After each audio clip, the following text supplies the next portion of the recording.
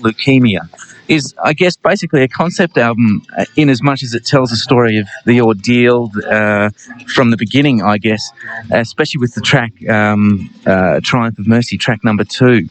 Yeah, well, a lot of my feelings and the things that I went through during the time of having the cancer and having the cancer treatment, I guess, you know, a part of the album, even things that don't seem obvious, you know, like the song Triumph of Mercy kind of tells a story, but then you got songs like Drain Dweller, which just talks about a drug addict, but, you know, going through a bone marrow transplant and cancer treatment stuff. Of course, I was given a lot of morphine and pethidine, so I became a heroin addict because that's the basis of what morphine and pethidine are. And you know, other countries like England actually use pure heroin for pain. I mean, the pain is so extreme. So there's lots of sort of things mixed in there, you know, about my feelings and how I, you know, now relate to other people, you know, such as drug addicts and people that have been through pain, and yeah, you go through life and you don't really consider much more than your circle of what you're doing. And when you get really sick and you spend a lot of time in hospital, you see that there are a lot of people out there suffering. And yeah, it was a life-changing experience. I'm sure it was. Now, at one stage you were given a 1% chance of living. How does that make you feel? Well, I initially had chemotherapy. They initially put adult leukemia patients on a year of chemotherapy. They kind of don't give you too much information until they know how bad you are and whether you've got a donor for a bone marrow transplant. Because most of the adults that go through the year of chemo end up dying. But I was blessed that my father was a bone marrow match. 70% of people that need a bone marrow transplant don't have a match, and of course they have to search the World Register and things like that to try and find somebody. A lot of people die in the process of waiting. Of course, Dad was right there. I went ahead and had the transplant. Mm-hmm. It took a bit longer than usual to work. Usually your body is without blood for 20 days. A bone marrow transplant involves extensive full-body radiation and mass doses of chemotherapy. So all that you've got in your body for about 15 or 20 days is just water and drugs, and you're seriously close to death. Mm. You have to actually sign a piece of paper to give them the right to take your life. It's pretty extreme, and you have voice counselling before you actually have it done, because it's brutal treatment. And then about 20 days in, of course, when you've got the stem cells, which is the bone marrow, which is the basis of the blood, you start growing, and your bloodstream, mine started growing about 2 or 3 days late. Mm-hmm. And so they thought that I was gone at that point. But the bone marrow took, and the cancer never come back again.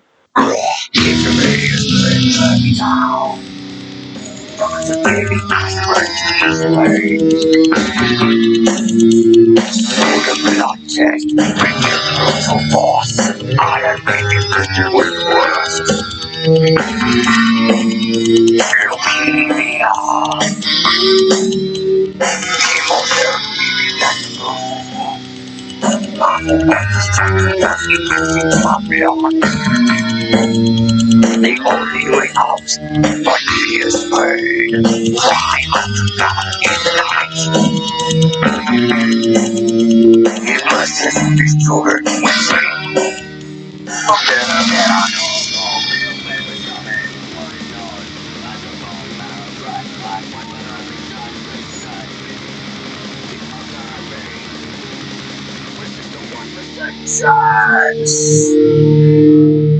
I've always had a great faith in God and the Bible. Did it shake your faith at all going through all this? No, it made me a lot stronger, because I realised that I wasn't scared of dying, because I realised that I was going to a better place, but I didn't want to die. See, a lot of the fight, there's 2 fights. There's a physical fight and then there's a mental fight. And most people lose the mental fight. Yeah, they just give up. I mean, the pain is beyond comparison, really.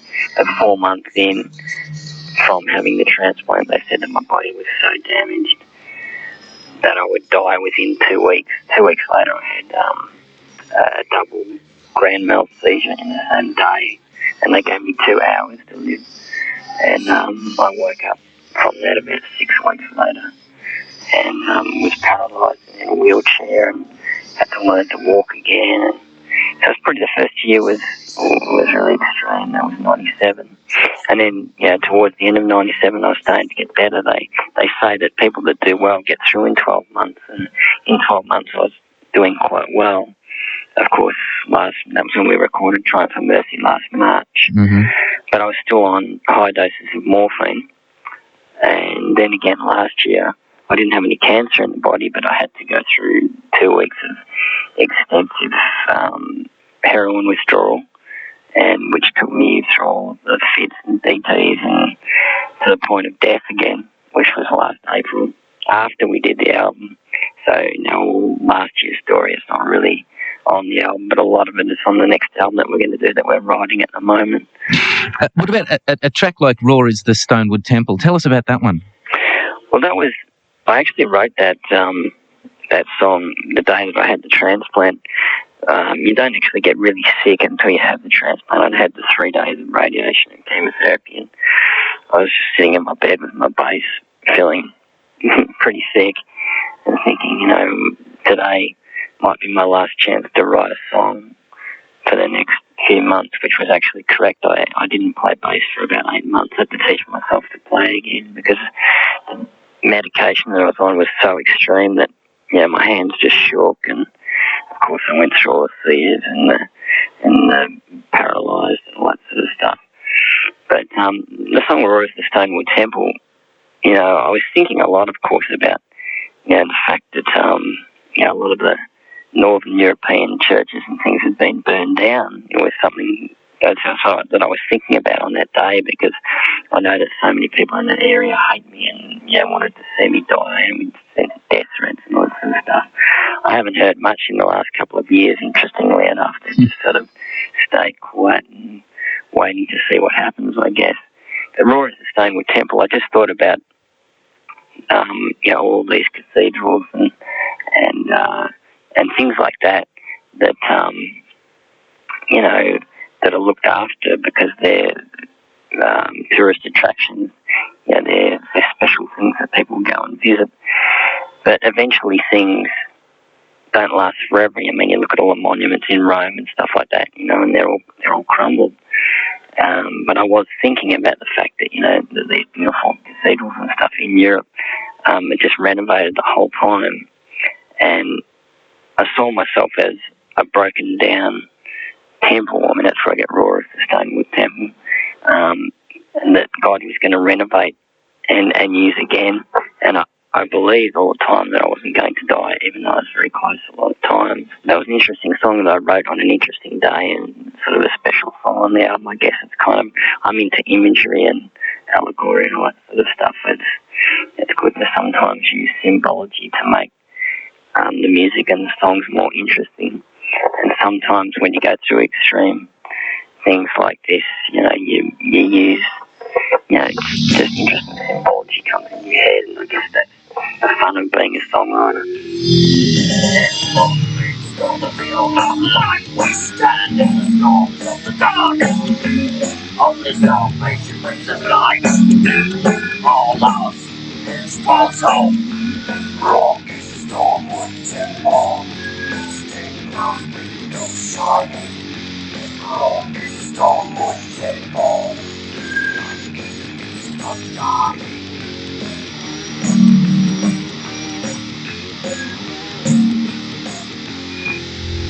Our bodies in the walk of light.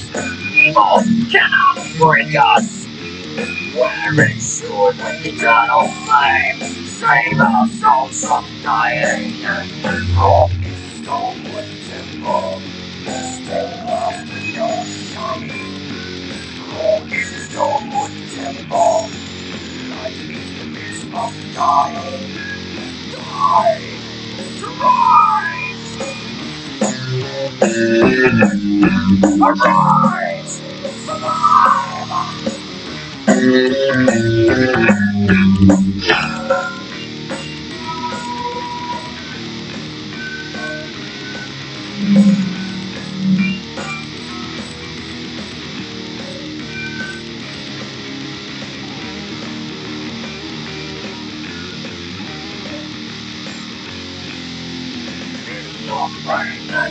life brings Christ is the only hope.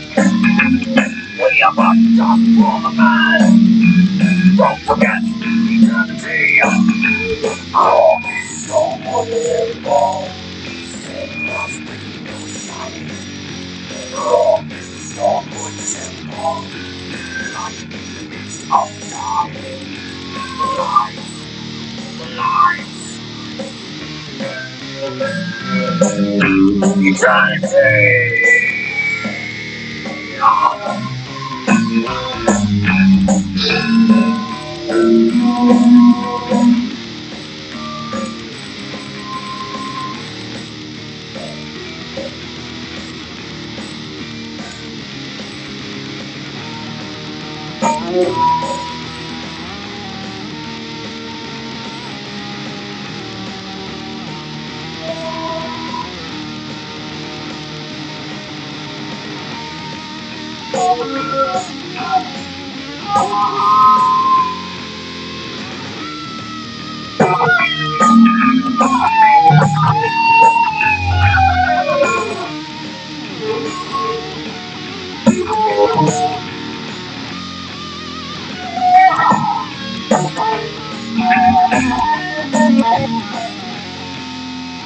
We bring the promise of eternal life. We bring the promise of abundance. We bring the claim of free years and to live out faith out. For this is the good temple. Save us when you shine. For this is the good temple. Life in the midst of dying.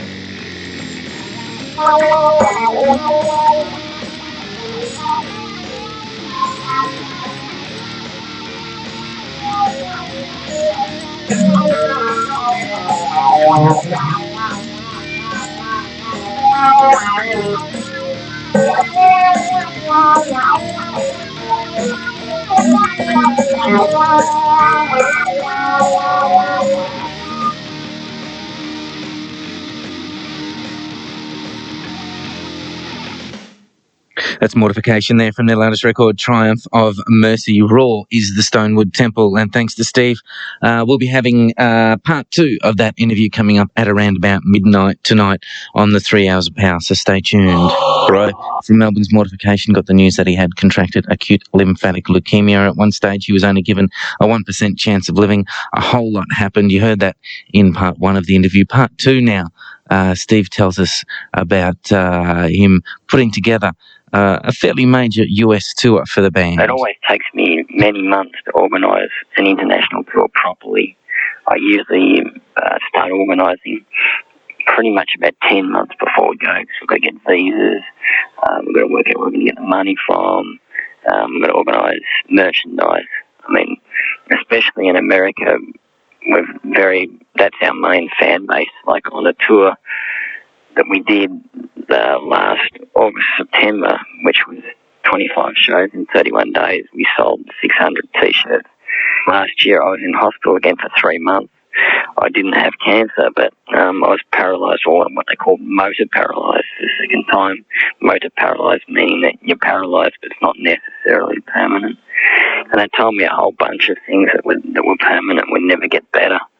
And April last year, after I had brain surgery because I was in a comatose state after this withdrawal.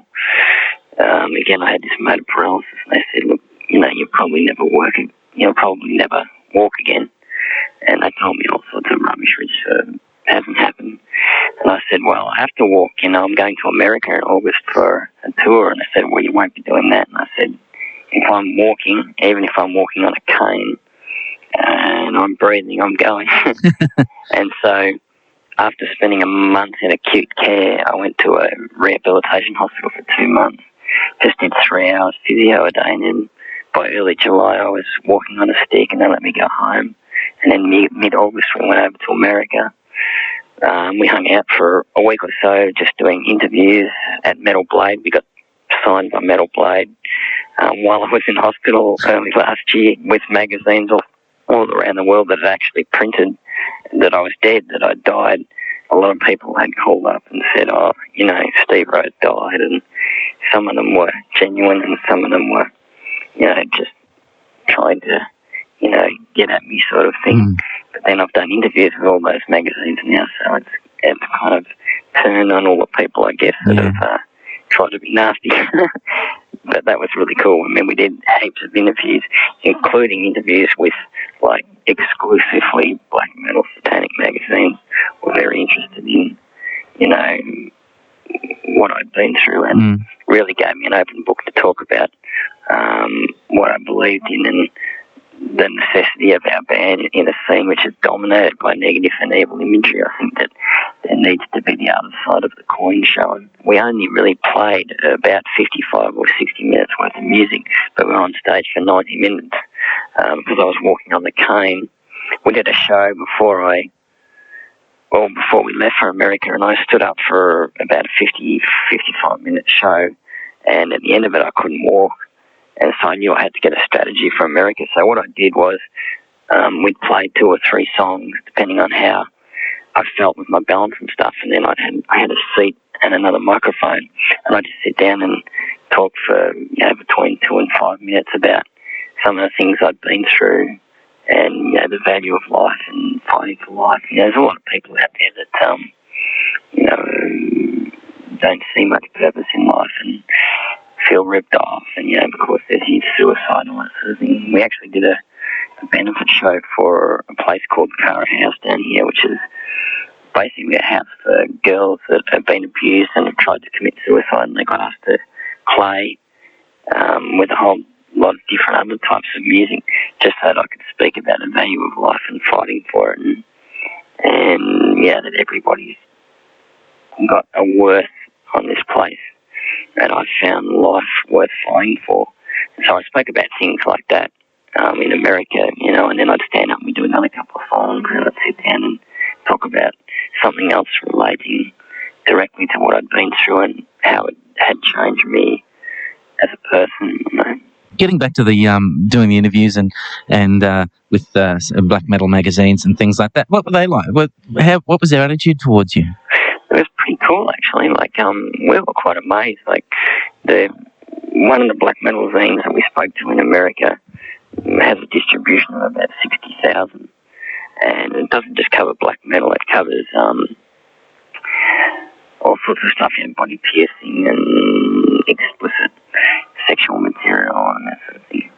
And so they would usually never interview somebody like me, but they really gave us an open book, and they said, okay, you believe this stuff that, you know, we think is a boring existence, and just gave them, you know, why. And they gave us an open book to talk about, you know, what we saw as the values of peace and grace and faithfulness, and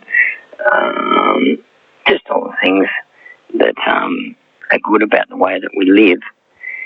And they were kind of, you know, they took it all down. To be interesting to see how they interpret it in the interview, but it didn't sound like they were trying to put us in left field. I mean, these weren't, you know, Northern European Satanists, these were American guys, which is kind of a different type of scene. It's more of a humanistic type of Satanism. Off the flame, put us down. Ride the heights of the dream to be proclaimed. Wellness and need and imposters. So will be scarred. We fall of pain. Influence in your life. We don't want the fame, we want salvation. Influence for the cross. Unity of the faith across the nation.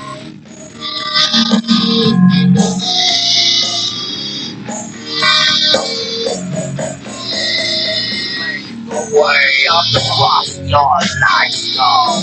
Pull the man from his grave to provide millions of hopeless trying people. There is hope in the saving influence in your life.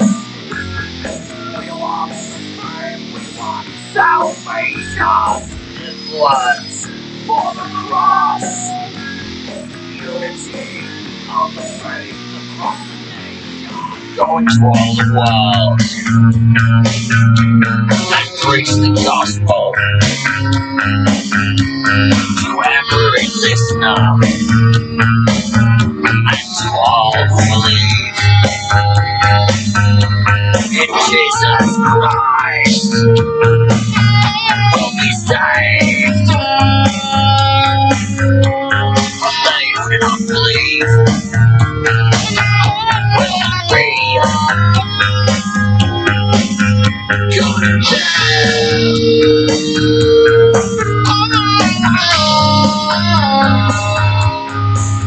The album Triumph of Mercy actually closes with a song called "Visited by an Angel."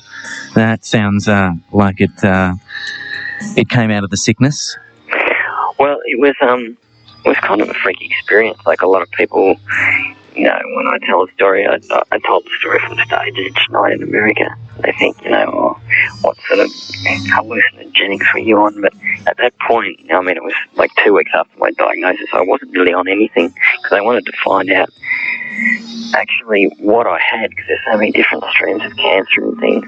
They were only really giving me painkillers and very mild chemo at that point. And whether people want to believe it or not, it doesn't really bother me. But I woke up at 6 in the morning and there was a presence in my room and I thought I was dying. I mean, there was just light all around me. And I mean, the song speaks for itself. Basically, you know, I had a conversation which, you know, I know was an angel because that's what it said it was.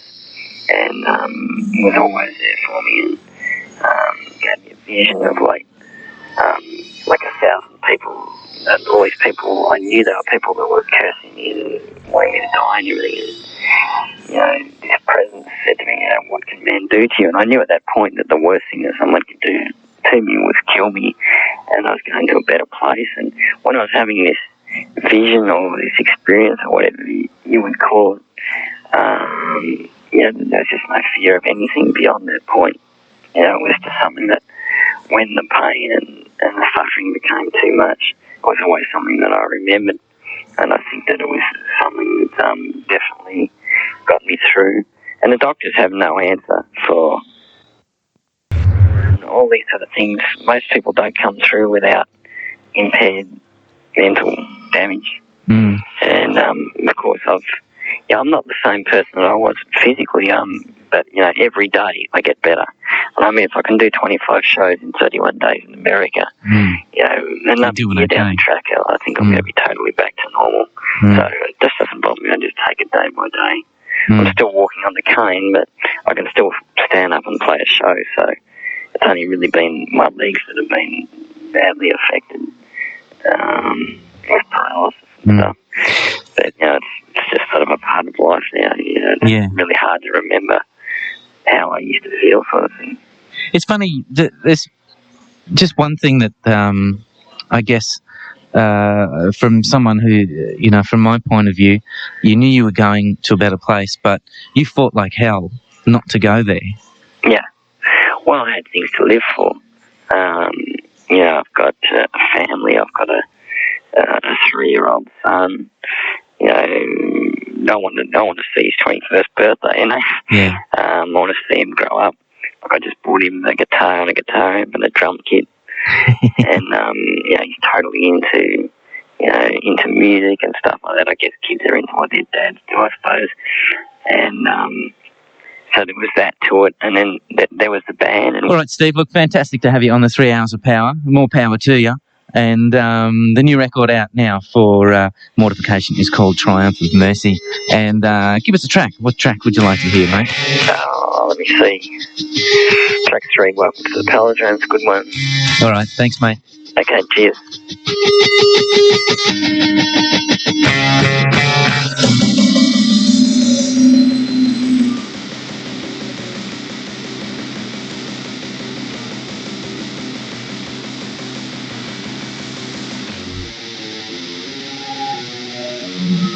Welcome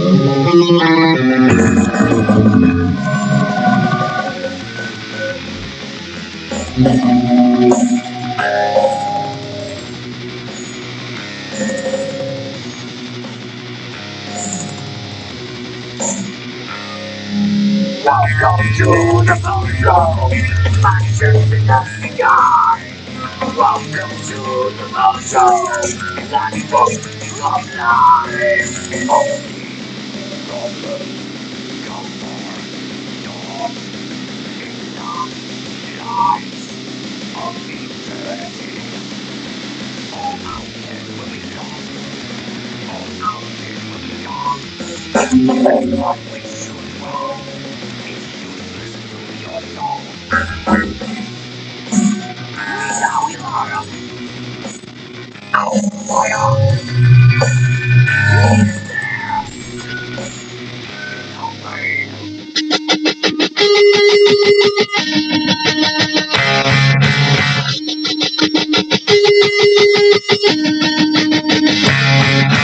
Welcome to the control.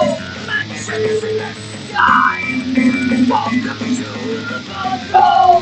Let's cook of life. All these problems come for your enough life of eternity. All this place will be gone, and I will understand.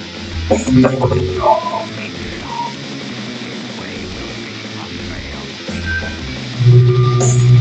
We shall comfort our white high priests, what we love. Take things to your knees.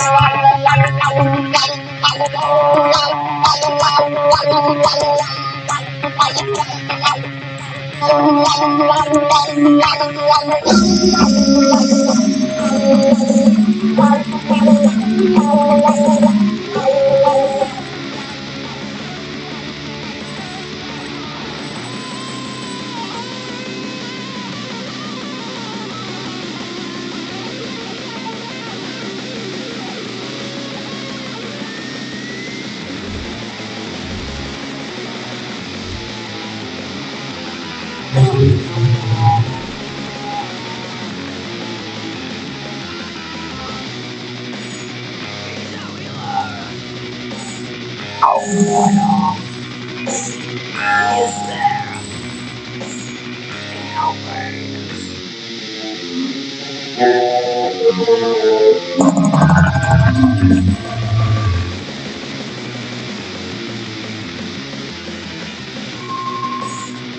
No comfort. What we love. Take things to your knees.